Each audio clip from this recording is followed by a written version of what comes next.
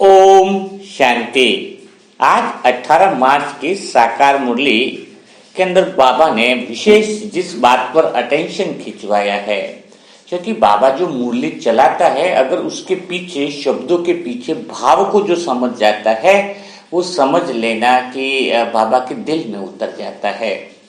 तो बाबा ने जैसे आज कितनी बहुत अच्छी बात कही है कि तुम्हारे अंदर जो देह का भान है, जब तक वो खत्म नहीं होगा, यानी स्त्री है पुरुष है, वो भान जब तक खत्म नहीं होगा तब तक बाप का पूरा वर्षा तुम्हें नहीं मिलेगा। यानी आज बाबा विशेष अटेंशन दिला रहे हैं कि अगर तुम्हें बाप का वर्षा लेना है, यानी कि स्टिक बात कह रहे हैं, बाबा की भावना को समझो कि बाबा कह रहे हैं कि जब तक तुम्हें भाव नहीं निकालोगे, है ना, देह भान नहीं निकालोगे, स्त्री का भाव, वो स्त्री है, वो भाई है, वो पुरुष है, तो जो भी देह का भान है वो निकले तो बाबा का पूरा वर्षा मिले। तो आज हम मुरली में इसी बात को ही लेते हैं कि हम देह के भान को निकाले कैसे। यानी वो स्त्री दिख रही है, वो पुरुष दिख रहा है, इतना बड़ा पुरुष, इतनी बड़ी बहन है, वो दिखे नहीं, और एक आत्मा छोटी सी बिंदी है वो दिखे। ये कैसे संभव है? प्रैक्टिकल कैसे संभव है? और आपको तो पता ही है, अपना मुरली खत्म होते हुए सब कुछ जो असंभव है वह संभव सा दिखने लग जाता है। जरूरत इस बात की है कि बस मुरली को ध्यान से सुनना और समझना होता है। तो आप सब आत्माएं बाबा की याद में रेडी हो जाओ कि स्वयं मैं आत्मा भी निमित्त बन करके बाबा मुझसे ऐसा बुलवा रहा है कि जिससे आप आत्माओं की यह जो देह की देखने की जो प्रवृत्ति है, स्त्री को देखने की जो प्रवृत्ति है, भाई को पुरुष देखने की जो प्रवृत्ति है, वो खत्म हो जाए। तो चलो सेशन की शुरुआत करते हैं कि बाबा ने ऐसा क्यों कहा। सबसे पहली बात तो ये है कि ऐसा क्यों कहा। तो बाबा ने कहने का भाव इसलिए है कि तुम स्त्री को न देखो, पुरुष को न देखो। इसके पीछे भाव बाबा का है कि आज बाबा ने पूरी मुरली धारणा पे चलाई है, क्योंकि बाबा ने आत्मा की बात नहीं कह रहे, बाबा जो कह रहे हैं वो धारणा की बात कह रहे हैं। अब धारणा का अर्थ क्या है, इस बात को आप समझ लो तो आपका देह का भान बिल्कुल निकल जाएगा कि वो लड़की है, वो पुरुष है, वो स्त्री है, वो भाव बिल्कुल निकल जाएगा। तो सबसे पहला काम क्या करना है वो बात समझ लीजिए, तो आपको प्रैक्टिकल में उसको जीवन में उतारने में बहुत बड़ी मदद मिलेगी। एक व्यक्ति है जो काम करता है, सुबह निकलता है, जंगल में जाता है, लकड़ियां काटता है, घर पे आता है, उसको बेचता है, राशन लाता है और फिर खाना खाता है और रात को थक के सो जाता है। ठीक है, उस व्यक्ति को ज्ञान मिल गया, बाबा का सेंटर देख लिया, 7 दिन का कोर्स कर लिया, गहराई से आत्मा की अनुभूति कर ली, चैनल से भी सारे एपिसोड सुन लिए इसने, है ना। देखो चैनल्स के भी सारे एपिसोड सुन लिए, बस वो एक नशे में कि मैं तो आत्मा हूं, ज्ञान हो गया। मानो उसको लगा कि आत्मा का बोध हो गया, मानो उसको लगा कि मेरे को सेल्फ रियलाइजेशन हो गया। 4 महीना हो गया, जो भी मिलता बस एक ही बात है कि क्या, मुझे तो आत्मा का ज्ञान हो गया, मुझे तो आत्मबोध हो गया, मुझे तो माया का ज्ञान हो गया, मुझे तो सेल्फ रियलाइजेशन हो गया, बस अंदर। ठीक है, अब उसके जीवन में देखा जाए तो क्या परिवर्तन आया है? बस वही, सुबह उठ रहा है, जंगल जा रहा है, लकड़ियां काट रहा है, वापिस ला रहा है, बेच रहा है, राशन खरीद रहा है और रात को थक के सो जा रहा है। और सभी तक क्या मैसेज पहुंचा रहा है वो? मुझे आत्मा का ज्ञान हो गया, मुझे तो परमात्मा का ज्ञान हो गया, मुझे तो सेल्फ रियलाइजेशन हो गया। 5 महीने हो गए, बक बक उसकी वही है। ठीक है, और वो कह रहा है, अंदर से सोच रहा है कि मैं अंदर से बिल्कुल बदल गया हूं। वो क्या कह रहा है लोगों को कि भले ये सब है, जीवन जो चल रहा है ठीक बात है, लेकिन मैं तो अंदर से बिल्कुल बदल गया हूं। सबको, अड़ोस पड़ोस रिश्तेदार सबको। अब बताओ क्या उसका बदलना वो बदलना है? बाबा जिस बात पे ध्यान खिंचवा रहे हैं कि क्या इसका बदलना है। आप सब आत्माएं भी स्वयं से पूछो कि अगर आप कहते हो कि आपको आत्मा का ज्ञान हो गया है, क्या हो गया है?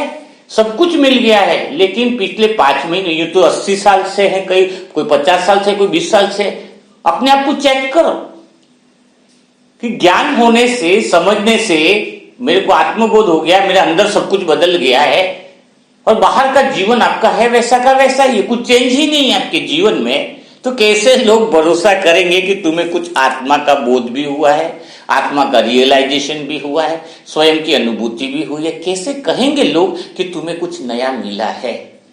तो बाबा आज इस बात पर, यहां पर ही इस बात का अटेंशन दिलाते हैं।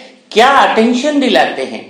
कि तुम्हें बाहर के अंदर जीवन में बदलाव लाना चाहिए, या स्वाभाविक रूप से बाहर का जीवन बदला हुआ दिखना चाहिए। तो आपके जीवन में कहेंगे कि सच्चा ज्ञान जो है वो आपको अनुभव होने लगा। इसलिए तो बाबा ने 4 सब्जेक्ट दिए हैं, ज्ञान, योग और धारणा सेवा। तो कई लोग ज्ञान तक ही सीमित हो जाते हैं, कई लोग योग तक ही सीमित हो जाते हैं कि मैंने अंदर से बहुत कुछ कर लिया। नहीं, सत्युग से लगा के अभी तक तो अपने को प्रैक्टिकल में पार्ट निभाना है ना। काम तो प्रैक्टिकल में करना है, काम तो प्रैक्टिकल में ही करना है कि मैं तो अंदर से बदल गया, मैं ये बदल गया, मैं वो बदल गया। लेकिन प्रैक्टिकल में क्या हो रहा है उसको आज हम अटेंशन देंगे, उसको आज हम समझेंगे। क्योंकि कैसा है, अंदर से बदलाव दिखे लोगों को। देखो मैं थोड़ा अपना ही प्रैक्टिकल बताऊंगा। अब मेरे अंदर लोगों को क्या बदलाव दिखता है? अगर मैं शुरुआत से सुबह से शाम तक काम करता, मेहनत करता, ऑफिस जाता, ये खाता और वही करता रहता और आत्मा का ज्ञान हो गया है, तो फिर क्या लोगों को लगता कि इसके अंदर कुछ है, अंदर उसको कुछ मिला भी होगा? अभी मुझे बताने की जरूरत नहीं कि मुझे क्या मिला है। क्यों? क्योंकि मेरा पूरा दिन, in whole day, in every moment, दिल से बता रहा हूं, सेवा में जाता है। अभी भट्टी में बैठ गए, क्योंकि कई आत्माएं हैं जिनको सीमा बहन थी, प्रवीण भाई हैं, एक जोधपुर की बहन है, हाँ, और इसके अलावा एक अभी आलोचना पाठक भी है ना। तो काफी सारे है, अर्चना पाठक भी है।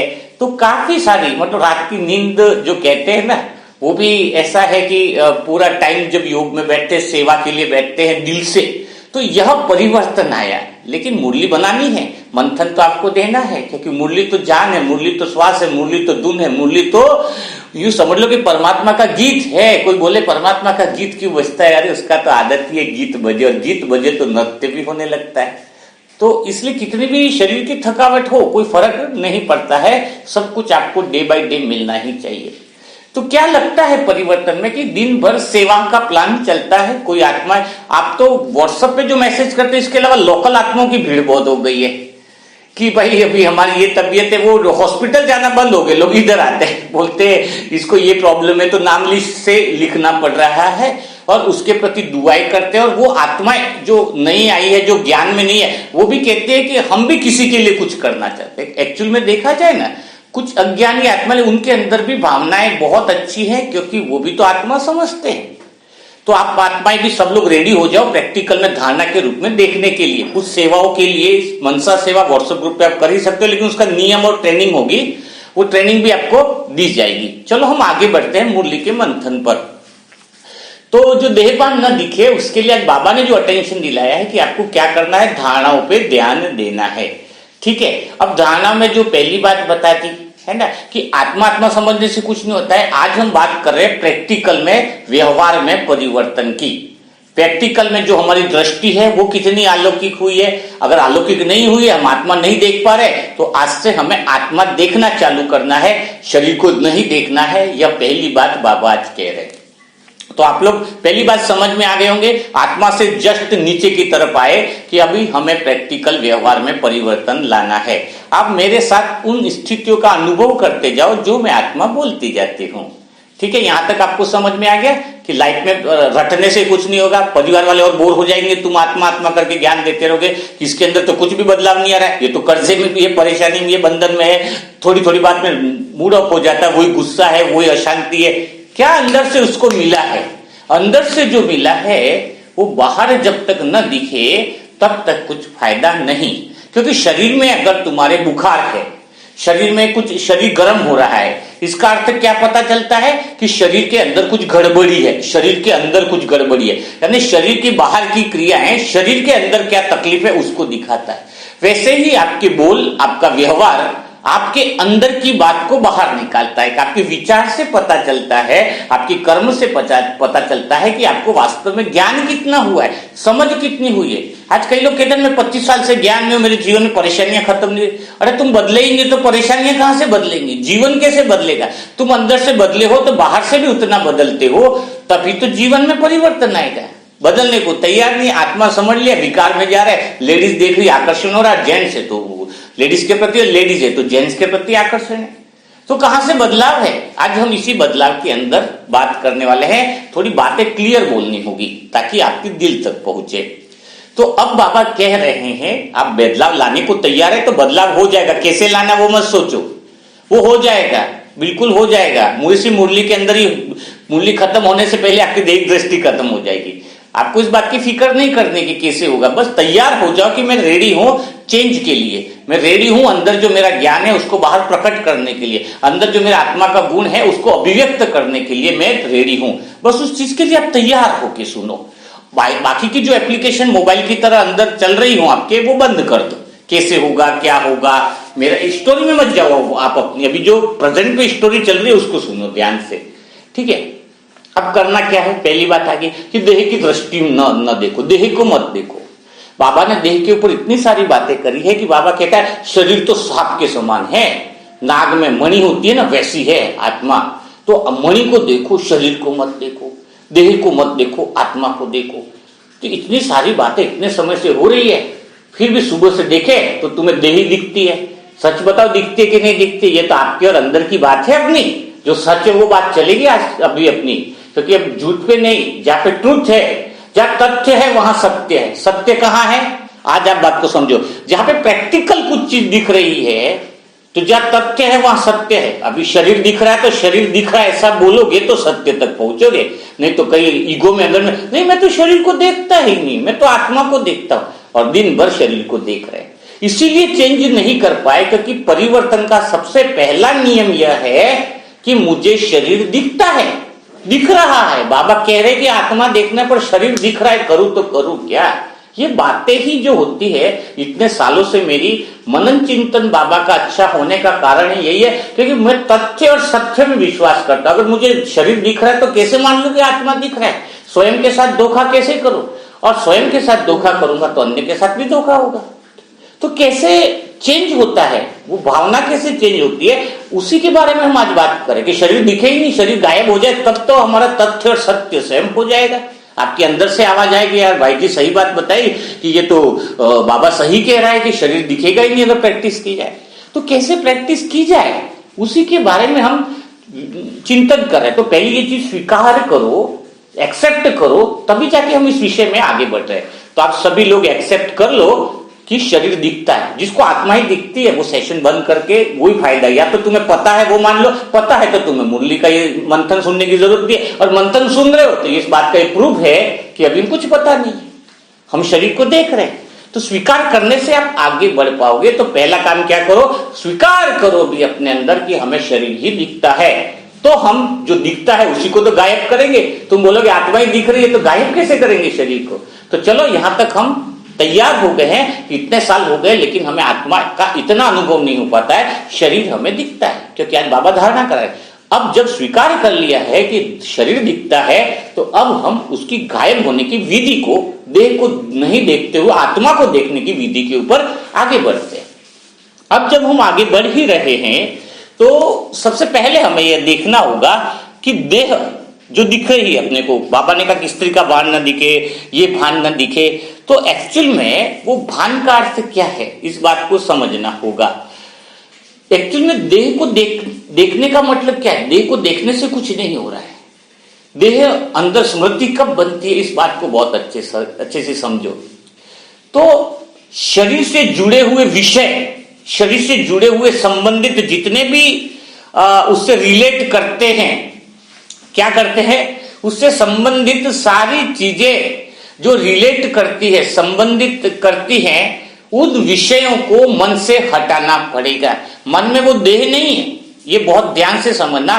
देह से जुड़े हुए सारे विषय जो हैं वो हमारे मन के अंदर है। तो हमें सबसे पहले मन से उन विषयों को क्या करना पड़ेगा, उस विषय को हमें हटाना पड़ेगा। कौन से विषय? देह क्या कर रही है? पैसे का मोह कर रही है। देह क्या कर रही है? विपरीत आकर्षण कर रही है। देह क्या कर रही है? काम वासना में जा रही है। देह क्या कर रही है? लोभ कर रही है। देह क्या कर रही है? लोगों से मोह कर रही है, देह क्या कर रही है, दूसरों के प्रति अहंकार कर रही है। तो ये जो विषय है कौन से कि पैसों का आकर्षण कर रही है, ये चाहिए वो आकर्षण कर रही है, इसकी बहुत ज्यादा स्मृतियां।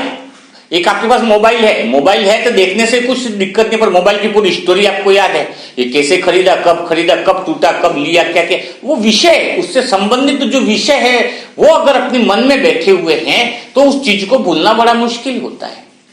तो समझे, पहली बात क्या हुई कि हमें देह को भूलना है, तो देह को भूलने के लिए देह से संबंधित जितने विषय मन को दिए हुए उन विषय को भूलना होगा।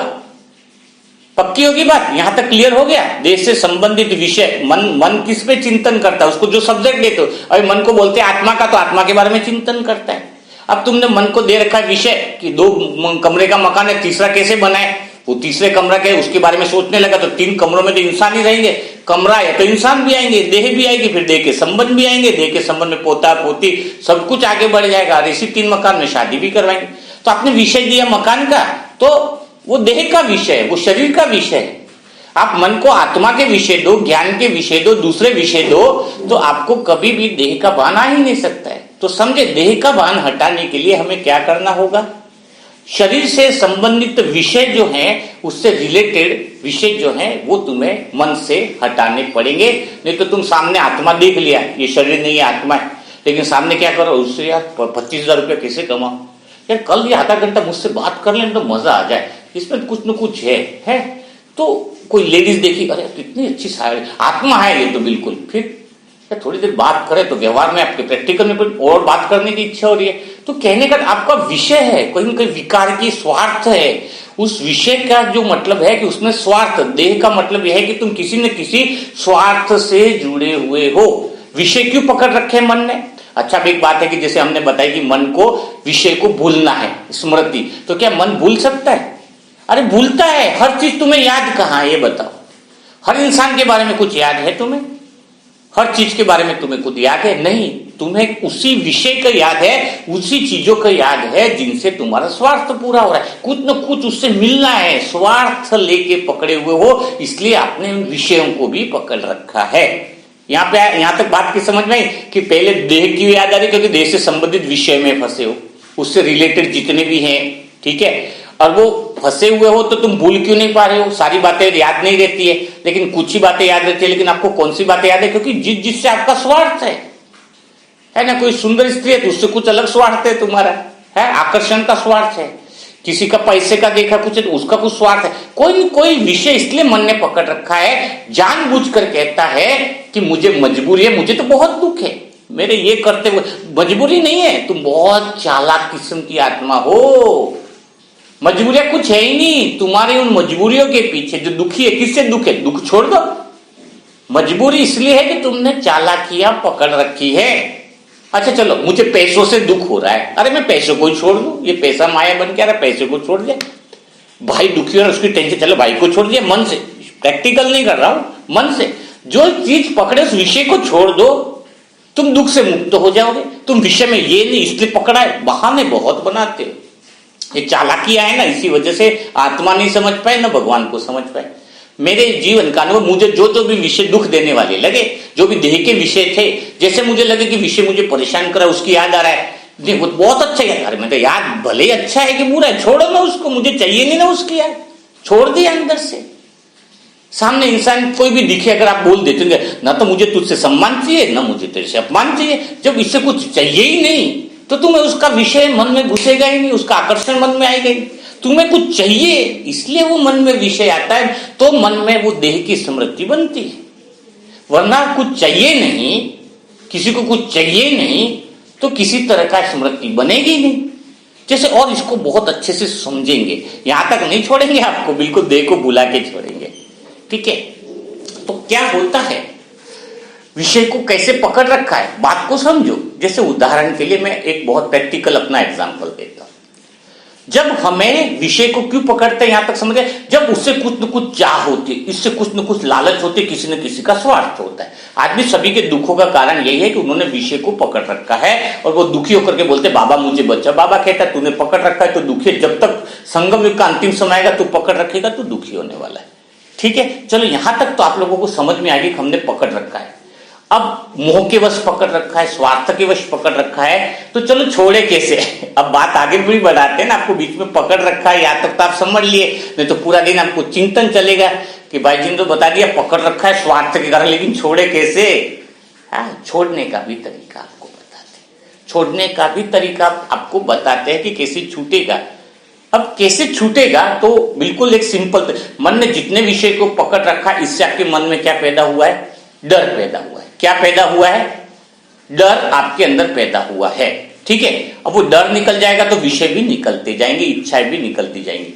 जैसे मैं अपना प्रैक्टिकल उदाहरण बताऊं कि मैंने आपको पहले भी बताया था, कल परसों शायद अनुभव में सुना कि मुझे बोलने से बड़ा डर लगता था। स्पीच कहीं बोलूं, थोड़ा कहीं स्कूल में भी कुछ प्रार्थना करवा देते थे कि आपको खड़ा होना, तो मेरा नंबर आते मुझे लगता था कि आज कैसे बचूं मैं, कैसे बचाऊं अपने आप को।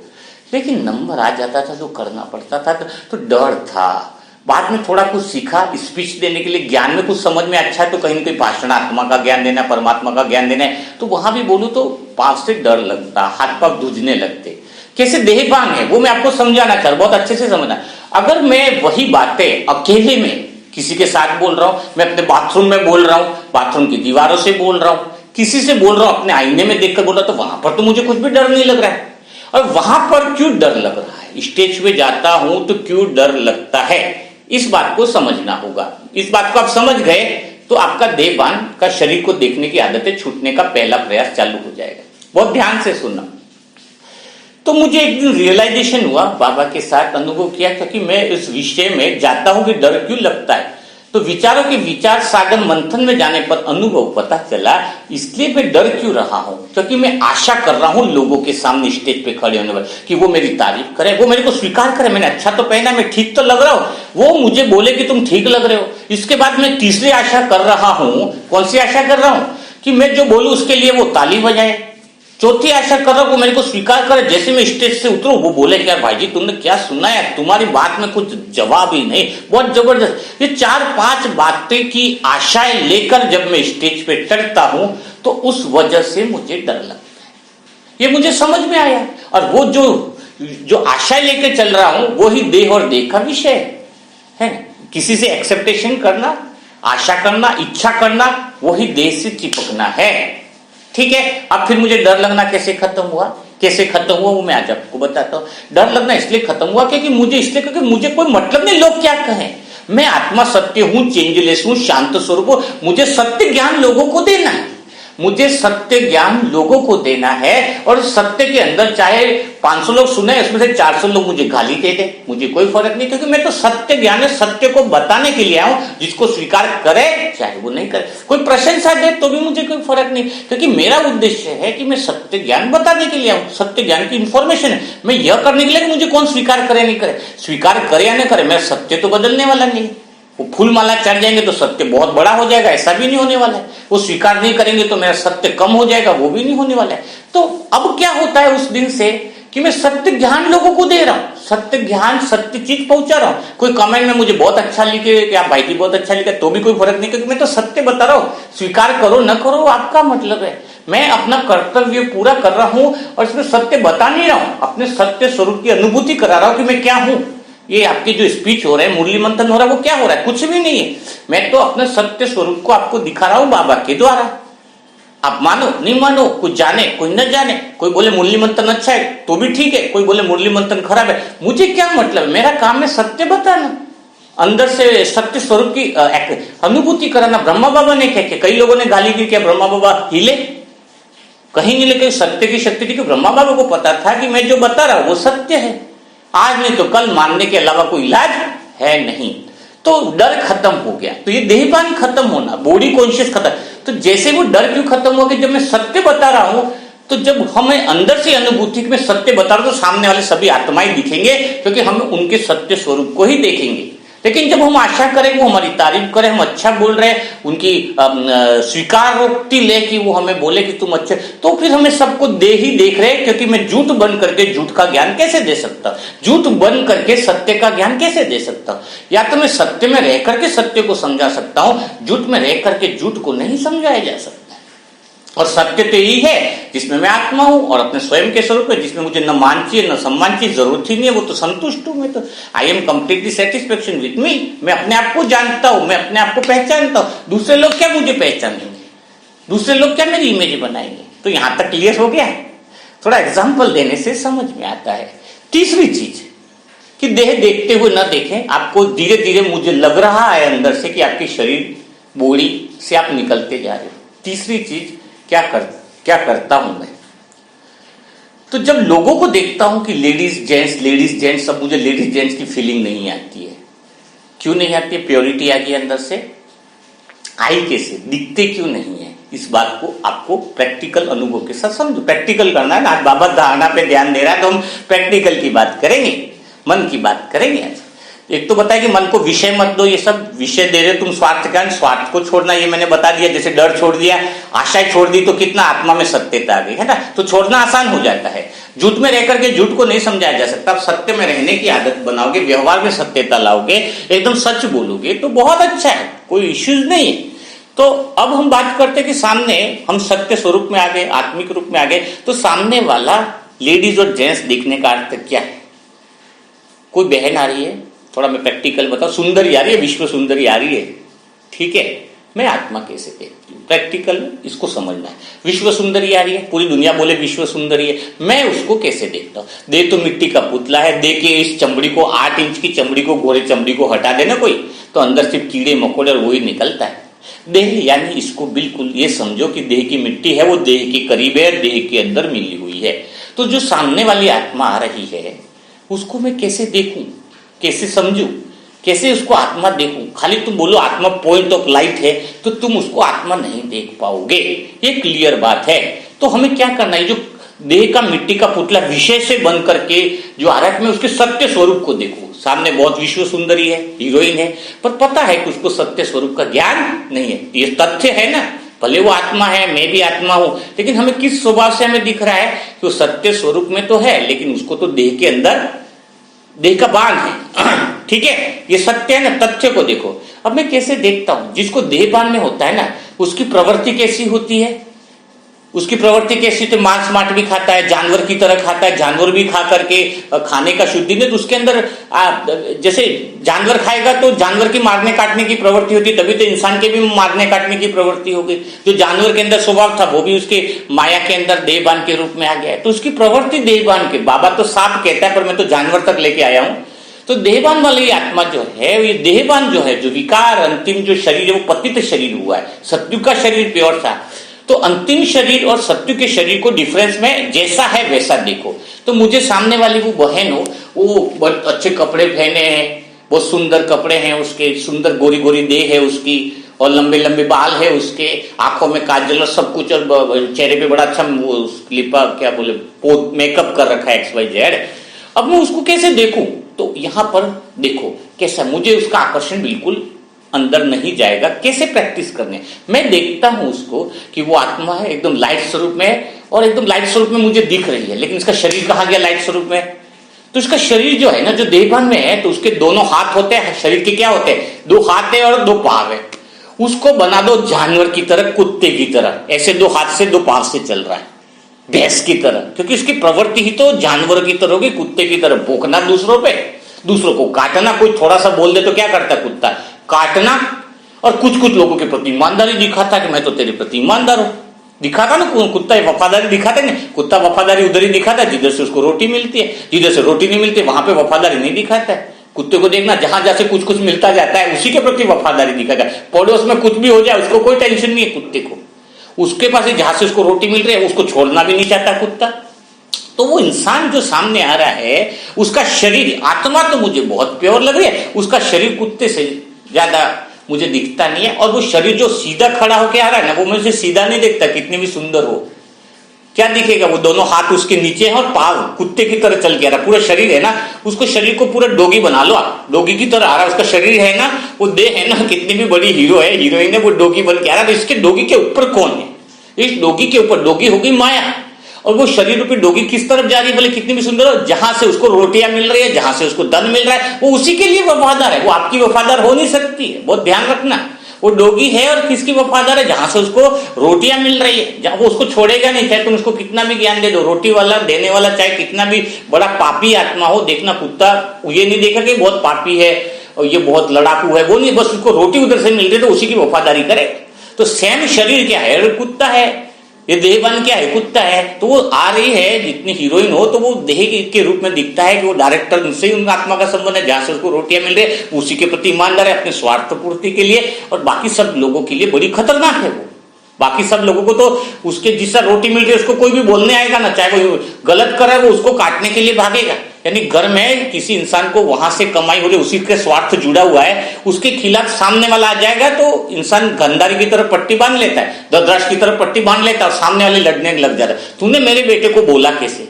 बेटा तुम्हें कमा के दे रहा है, तुम कुत्ता बन करके उसके पास रोटियां खा रहे हो, हाँ, तो तुम उसी का पक्ष ले रहे हो गांधारी की तरह। तुम्हें सत्य क्या है असत्य क्या है कुछ भी नहीं दिख रहा है, क्योंकि तुम देहवान में हो। मेरा बेटा दुखी है, बेटा दुखी है, कर्म के कारण दुखी है, पर तुम्हें रोटियां मिले, तुम्हें उसका पक्ष लेना। मेरे बेटे को बाबा दुख से निकालो, ये नहीं सोचते कि मेरा बेटा क्यों दुखी हुआ, बुरे कर्म कर रहा है, बाबा मैं उस बेटे से मुक्त होना चाहती हूँ। बोलते हो क्या कभी? बोलने का हिम्मत है? मैं तो ऐसा बोलता हूं, मेरा अलग चलता है, जो विषय दुख दे रहा है उस विषय से मुझे मुक्त करो, या फिर विषय जो है मेरे को देख करके चेंज हो जाए। मैं उसको बोलूं कि तू बदलना चाहता है, भगवान के रास्ते पे चलना चाहता है, तो क्लियर बता। क्लियर है, अभी समय कहां है कि तू तेरे लिए बदलने के लिए 200 साल का समय भी तो है नहीं। तो जब हम देखते, देखो इसके ऊपर हम क्या देखते हैं, कुत्ते की तरह तो शरीर देखता हूं मैं, जो दोनों जमीन पर चल रहा है ना, वो शरीर कितना भी सुंदर है, लेकिन क्या देखता हूं? जमीन पर चल रहा है। उसके स्वभाव, एक तो मायावी स्वभाव को देखता हूं ताकि मैं उससे सतर्क रहूं, ये मेरे को कभी भी काट सकता है, मुझे उससे बच के रहना है इस देहभान से। जैसे ही मैं उसको देखता हूं मुझे कभी भी काट सकता है, और ज्यादा मैंने इससे डिस्कस की तो कभी भी मेरे पे भोंक सकता है, तो मैं इसलिए किसी से ज्यादा बातचीत नहीं करता, सिर्फ भगवान की बात है। और इसके ऊपर भी है जो आत्मा है, जो कुत्ते के ऊपर सवार है, एक देवी के रूप में, एक सत्वगुणी स्वरूप के रूप में, एक बहुत अच्छे स्वभाव के रूप में। तो मैं यहां पर बैठकर उसी के लिए यही विचार चलता है कि काश ये देहभान ने उसको बांध रखा है, काश इस देहभान कुत्ते रूपी जो विकार है उससे वो ऊपर अपने स्वयं के सत्य स्वरूप को पहचान ले। क्या पहचान ले? अपने सत्य स्वरूप को पहचान ले, अपने आत्मिक स्वरूप को पहचान ले, तो मुझे वो सत्य स्वरूप दिखता है और मैं वो सत्य स्वरूप ही दिखता है। अब आत्मा का सत्य स्वरूप हो गया बड़ा और देहभान हो गया कुत्ता, नीचे बैठा और इसके ऊपर है सत्य स्वरूप, देवी रूप, पूर्वज रूप, अच्छा रूप, तो मैं उसके सत्य स्वरूप को देखता हूं। अब हो गया आपको आसान, देह गायब हुई, और जिसको देह को तुमने इतना छोटा बना दिया वो खड़ा नहीं होता देहभान। कुत्ते को बोलो किसी के सर पे तुम कुछ टपरी मार के दिखा, कहां से मारेगा वो उसको तो नीचे रोटी छूटे नहीं तो ऊपर कहां जाएगा? समझ लो कितनी गहरी बात है, कितनी समझ है इस बात में, कितना क्लियरिटी है, कितनी स्पष्टता है, कितनी सत्यता है। तो समझना आपको है कि इस देहभान को देखना कैसे है। अब लड़की हो या लेडीज हो या जेंट्स हो, अमीर हो या गरीब हो, जो भगवान का बच्चा नहीं है, भगवान का बच्चा है तो उसको तो आत्मिक स्वरूप नेचुरल रूप में दिखने लगेगा, क्योंकि वो तो नीचे देहभान यानी कुत्ते के बांध से ऊपर की तरफ जा रहा है। तो बाकी सबको तुम शरीर है ही नहीं, शरीर का रूप जैसे हम कभी बेडरूम बनाते कभी बनाते हैं ना, तो जो जिसके अंदर कामी विकारी प्रवृत्ति वाली है वो देह को कुत्ते बना दो, यही इलाज है। और यही अनुभव से मेरे को न तो विकार आता है, कुत्ते के पास कौन जाना पसंद करेगा? मैं तो नहीं जाता रे बाबा, मेरे को तो कोई आकर्षण नहीं होता कुत्ते के साथ मेरा तो आकर्षण खत्म हो गया, क्योंकि मुझे देहभान वाले से मैं दूर रहता हूं। और कुत्ते को देखने से क्या समझ में आता है कि देहभान जो 4 टांगों पे चल रहा है, इंसान के भी जो 2 हाथ और 2 पांव दिख रहे हैं, लेकिन वो कुत्ते के स्वभाव जैसे हो चुके।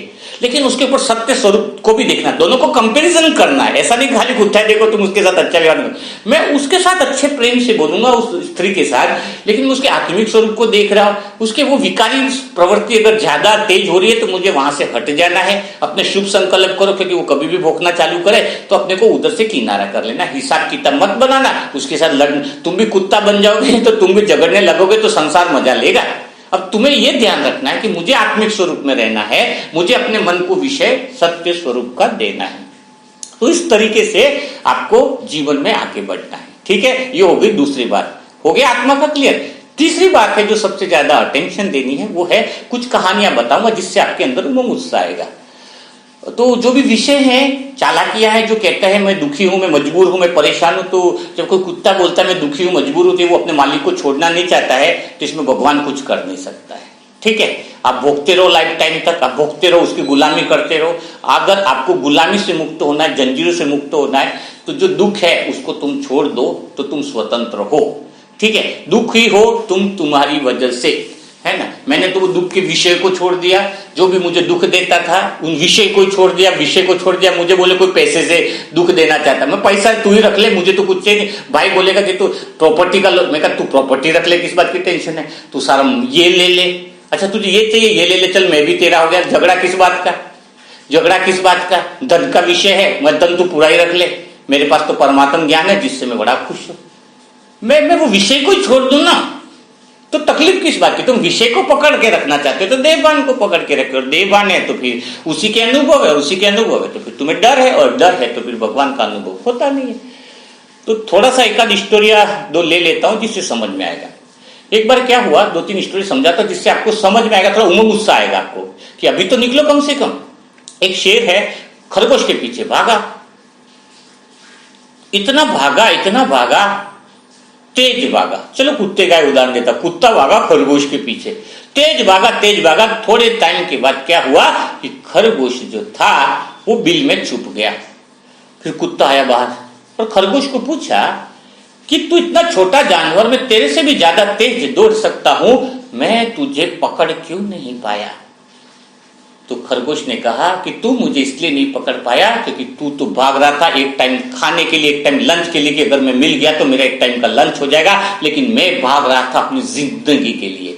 और जब कोई जिंदगी के लिए भागता है ना तो पूरी मेहनत से भागता है। तो आप आत्मा डिसीजन लो स्वयं के ऊपर कि कब तक देहभान में फंसे रहोगे, कब तक इस कुत्ते की तरह जीवन जियोगे। अभी कुछ जीवन लाना है, बदलाहट लानी है, तो खाली मैं आत्माओं कहने से कुछ नहीं होगा। मुझे भगवान मिल गया ड्रामा करे, प्रैक्टिकल में सेवा करो, प्रैक्टिकल में परिवर्तन लाओ, प्रैक्टिकल में अपने देह के अंदर वो विचार, वो संकल्प, वो दातापन की भावना, वो आप बाहर लाओ। कैसे जीवन में मजा आता है, जीवन जीने का आनंद आ जाता है।